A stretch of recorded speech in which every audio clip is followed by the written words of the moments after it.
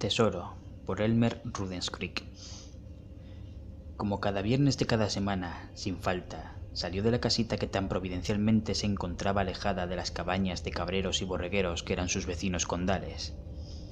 Aún no despuntaba el sol en aquella jornada de primeros de enero. Solo se vaticinaba a su llegada por el leve clarear sobre las lomas lejanas del este, de las cuales tenía una vista casi cenital, al avanzar por la ladera verde salpicada de roca viva de la montaña a cuyo pie vivía. Al oeste, aún inmersa en un mar de oscuridad oleosa del que parecían salir a flote las partes aún encendidas del alumbrado público, la gran ciudad, al final de una larga caída de la vista por encima de colinas y laderas de los picos circundantes, más bajos. Al día siguiente, como tenía costumbre, bajaría a su acostumbrada cuneta de la carretera principal para vender, si algún ciudadano o turista a bien lo tuviera, una de sus cuidadas obras pictóricas, imágenes que ejercían una extraordinaria atracción en aquellas personas que solo podían concebir el llegar a admirar su propia gran ciudad desde ese mirador. Pues lo que él les traía representado, tan pronto con toda fidelidad, otras veces con una curiosa distorsión fruto de su propia imaginación, no era otra cosa que los inhóspitos e inalcanzables paisajes que eran los aledaños de su morada, allí en el pie del techo de la tierra. Lugares a los que la mayoría de los habitantes de la ciudad no considerarían practicable la manera que se le ofreciera de alcanzar, como no fuera con su vehículo puesto como una prenda más de ropa hasta llegar a su destino, y acaso, si así lo mereciera el paisaje, quitárselo de encima para ver el mundo con sus propios ojos, sin vidrios interponiendo suciedad o brillos en su mirar. En ese mismo momento, con el pretexto supuesto de ultimar uno de sus cuadros, cargaba con su enorme maleta continente de pinceles y pequeños lienzos. Era más un detalle disuasorio visual que una verdadera necesidad, pues no se dedicaba a pintar en absoluto los viernes.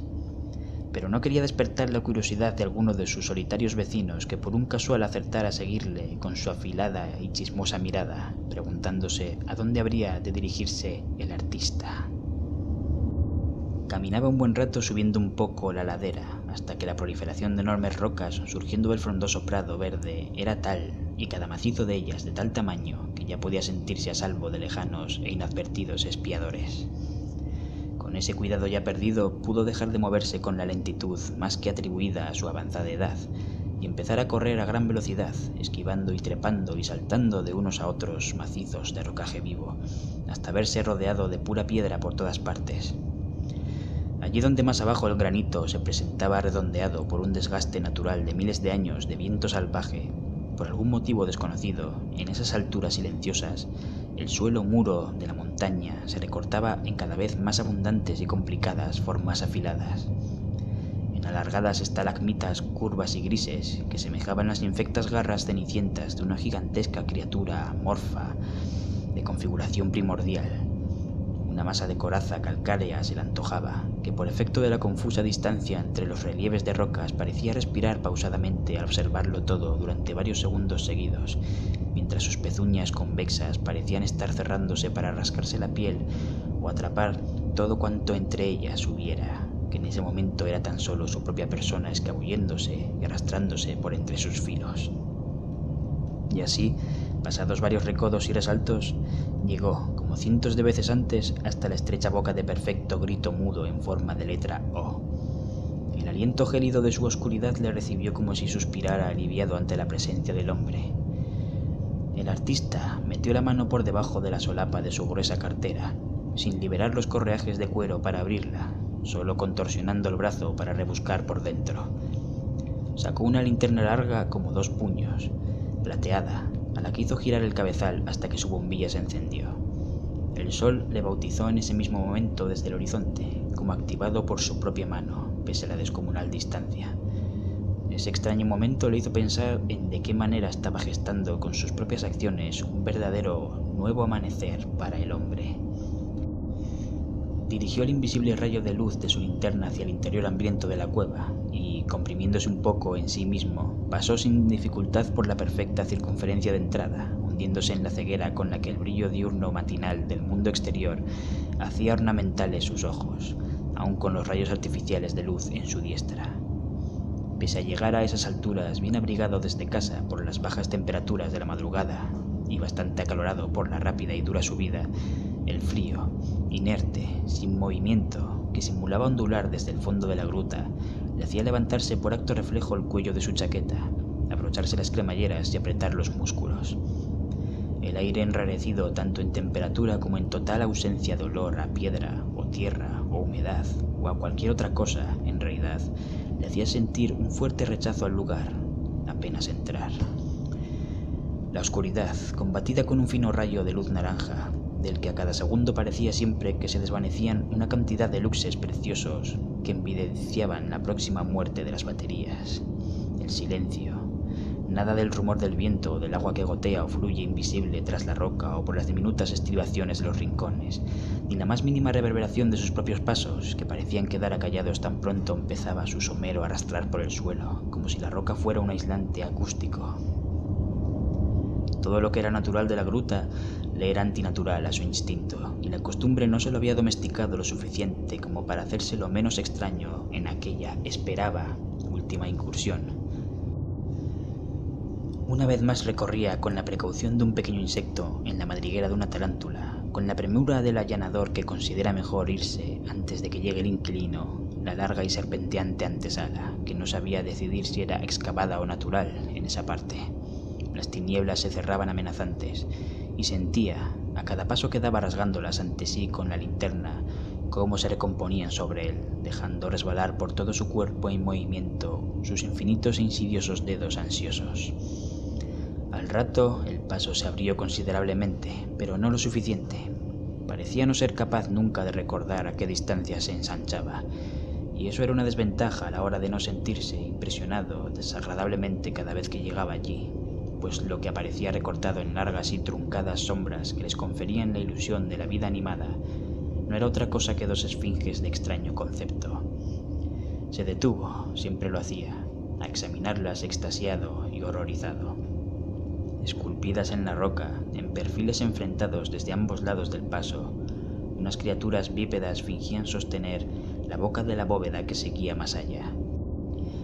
Una de sus piernas, presumiblemente hundida en la piedra de la montaña, la otra sosteniendo su medio cuerpo en el saludo al visitante, doblada en sus dos juegos de codos o rodillas, alardeando de retorcida flexibilidad y nudosa potencia hasta su apoyo en el suelo, una suerte de pie rematado por 4 anchas pezuñas, dispuestas a pares delantero y trasero. Decir que esa era la segunda de sus piernas era un suponer por la posición y su uso, manteniendo erguidas a las criaturas representadas. Pero era cierto que las extremidades superiores eran del mismo tipo y tamaño, 3 brazos, o piernas, no sabría decirlo, cada uno con el mismo número de rechonchas pezuñas romas clavadas en la piedra del techo, en representación, suponía, por esa postura que sugería algún tipo de esfuerzo, de que mantenían abierta la gruta. Entre las extremidades, la mitad visible de su cuerpo, presumiblemente ovalado, orientado hacia el incursor, y sin tener claro si fielmente representado o degradado por el paso del tiempo o la incapacidad del escultor, algo poco probable, visto el detalle del conjunto en sendas estatuas, se arremolinaban incontables cilios o tentáculos de variados tamaños y longitudes, tan pronto en racimos como en desgranadas unidades alrededor de una deformada concavidad que parecía cerrada a costuras apretadas que en verdad eran una especie de incisivos y muelas dispuestos en formación vertical, apretados unos contra otros sin que mediara nada parecido a labios entre ellos, durante prácticamente todo lo que era de largo el eje mayor de la elipse que era el ser. No quería ni pensar en cómo fuera esa suerte de boca abierta para cualquiera de sus funciones, ni tan siquiera imaginar que la movieran para ejercer algún tipo de habla. Cada vez que pasaba por ahí se pasaba varios segundos vigilando las estatuas, las sombras que creaba su linterna haciendo parecer que los miles de tentáculos se zarandeaban justo cuando iba a dejar de mirarlos, y que las deformadas muelas de la repugnante boca vertical temblaban ansiosas, casi como si se contuvieran, con fastidio, de abrirse desmesuradamente y cerrarse sobre él. Criaturas sin ojos, ni ningún otro órgano visible, parecían hechas a su criterio para el único fin de devorar sin pensar. Pero el estudio de su biología no le traía allí desde que por mera coincidencia descubriera la gruta, pues de todos modos, salvo esa muestra de arte, no había allí dentro vestigio alguno de su existencia, ni extraños huesos ni desgastadas huellas, nada. Él solo estaba allí para llevarse lo último de aquel extraño mineral metálico labrado en cilindros de 15 centímetros, que tan caro le retribuían los del laboratorio privado de diseño armamentístico de la ciudad, a cambio de concederle a él su anonimato, intimidad y exclusividad respecto a la facilitación de ese producto. Llevaba años extrayendo cantidades de esa sólida sustancia de color añil, siempre lustrosa pese al tiempo y el polvo, y calculaba que con lo cargado esa última vez ya habría terminado de vaciar la secreta despensa. Le llevaría apenas unos minutos llenar el espacio de su cartera de arte reservado a las barras de no más de un dedo de grosor. Mientras las guardaba a puñados, se forzaba a evitar dirigir el haz de la linterna hacia las estatuas, allí, a unos 10 metros de distancia, seguro como estaba de oír un precavido arrastrar de pezuñas y el crujir de la pétrea piel al tornarse viva. Pero se dijo que era solo su imaginación, y se apresuró a terminar de limpiar de cilindros añiles el suelo frío de la cueva. Se incorporó y dio media vuelta sin mirar atrás en ningún momento, pese a que sentía la vigilancia de las esfinges tras él mientras se alejaba, sugestionado por la idea de estar llevándose lo último del extraño y tan preciado tesoro con que había dado por pura casualidad tanto tiempo atrás. Finalmente alcanzó la estrecha salida de la montaña, y con alivio y goce sintió retornar a su oído y piel el viento cálido por un sol que avanzaba perezoso y libre hacia el mediodía. Bastante animado, se entusiasmó pensando en el último pago que recibiría de manos de su enlace del laboratorio, mientras seguía fingiendo vivir de sus cuadros delante del mirador turístico, junto a la carretera, donde se hacía el canje. Un rumor lejano y grave fue llegando a sus oídos conforme descendía del laberinto de roca milenaria, y, ceñudo, apresuró el paso. Al quedar su periferia libre, volvió a tener su acostumbrada vista del este y oeste infinitos. El rumor directamente llevó su mirada hacia el fondo del abismo, más allá de las casas de sus vecinos, más allá del mirador, hasta la ciudad. De ahí venía ese zumbido. Había humo en la parte industrial de la ciudad. Sobre un conjunto de edificios aplastados giraba una gigantesca esfera lustrada de color añil. La esfera sostenía ese intenso rumor vibrante mientras giraba y giraba, desplazándose y arrasando la ciudad. De pronto pareció detenerse en seco, acallándose su extraña voz. El añil lustrado estalló en pedazos por todas partes sobre la ciudad, los afilados fragmentos partiendo por la mitad edificios enteros o segando las calzadas de las calles más grandes.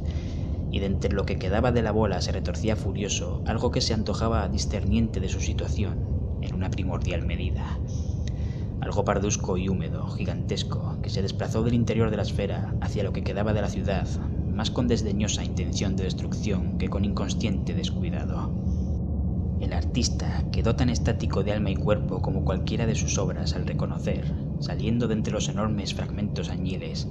a la criatura representada en las estatuas de la cueva.